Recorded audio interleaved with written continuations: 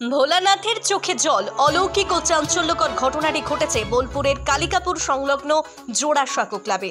সোমবার দীপাবলির আলোয় যখন গোটা শহর উৎসবের আমেজে ডুবে, ঠিক তখনই অলৌকিক ঘটনা ঘটায় এলাকার মধ্যে শোরগোল শুরু হয়ে যায়। দেখা যাচ্ছে পুজো না হওয়া ক্লাবের প্রাঙ্গণে স্থাপিত দেবাদিদেব মহাদেবের মূর্তির চোখ থেকে অনবরত গড়িয়ে পড়ছে জল। প্রত্যক্ষদর্শীদের দাবি যেন স্বয়ং ভোলানাথ তার চোখের জলে জানিয়ে দিলেন এক গভীর বেদনার কথা, কিন্তু কি কারণে তা সকলের অজানা। অনেকে মনে করছেন এবছর ক্লাবে কালী পুজো বন্ধ হওয়াতেই মহাদেবের চোখে জল এসেছে, আবার কারো মতে এটি কোনো অশনি সংকেত, আগামী দিনে ঘটনা ঘটতে পারে অঘটন। মুহূর্তে খবর ছড়িয়ে পড়তে এলাকাবাসীর ভিড় জমে যায় ক্লাব প্রাঙ্গণে। কেউ প্রণাম করছে, কেউ আবার মুঠোফোনে বন্দি করছে সেই বিস্ময়কর দৃশ্য। ভোলানাথের চোখের জল যেন বলে দিচ্ছে ভক্তির বন্ধন যখন শিথিল হয়, তখন প্রকৃতি নিজেই তার ভাষা খুঁজে নেয়।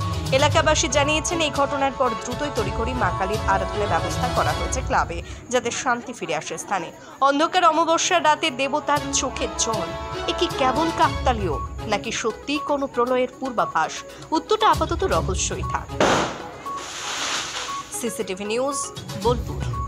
আমরা এখানে পাশ দিয়ে যাচ্ছিলাম, তো এখানে ঠাকুর দেখতে আমরা এসেছি। তো আসার পর দেখছি মহাদেবের চোখ থেকে বাদিকে চোখ থেকে জল পড়ছে। তো সত্যি একটা স্বাভাবিক, এটা একটা অলৌকিক ব্যাপার হয়ে গেল। তো আমরা দেখে এখানে সবাই ভিড় জমেছে এই অলৌকিক ব্যাপারটা দেখার জন্য। কিভাবে দেখছেন বিষয়টি? নিশ্চয়ই হয়তো কোনো ভুল ত্রুটি কোনো কারণে, আমার তো এটাই মনে হয়, নাহলে আশ্চর্য বিষয়টা হয়। মহাদেবের চোখ দিয়ে জল পড়ছে মানে সবারই একটা মনে আতঙ্কের বিষয় যে কোনো কি ভুল ত্রুটি হলো যার জন্য এই জিনিসটা দেখা যাচ্ছে। এটা মোটামুটি আমরা এই 6টা এরকম নাগাদ দেখা যাচ্ছে। কিভাবে দেখছেন বিষয়টিকে?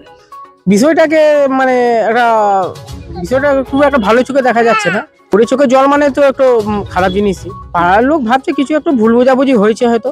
আমাদের হিন্দু সমাজে যে রীতিনীতি অনুযায়ী ব্রাহ্মণরা বলছে যে কিছু একটা মানে ভুল ত্রুটি কিছু একটা হয়েছে।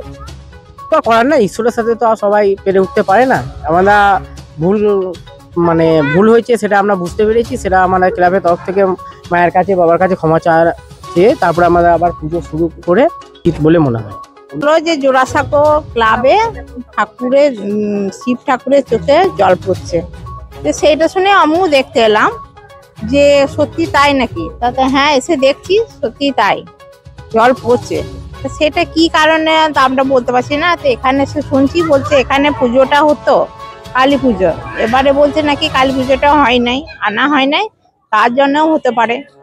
সেইভাবে আবার ওই ঠাকুর এনেছে, এবার পুজো হবে। ভিড় হচ্ছে, দেখছে মা চোখে জল পড়ছে মনে হচ্ছে, আমরাও সেটা দেখছি, সবাই দেখছে বলছে। ভোলানাথের চোখে জল আজকে না, আমাদের খারাপ লাগছে, দেখে খারাপ লাগছে যে মা কেন এটা হতে পারে।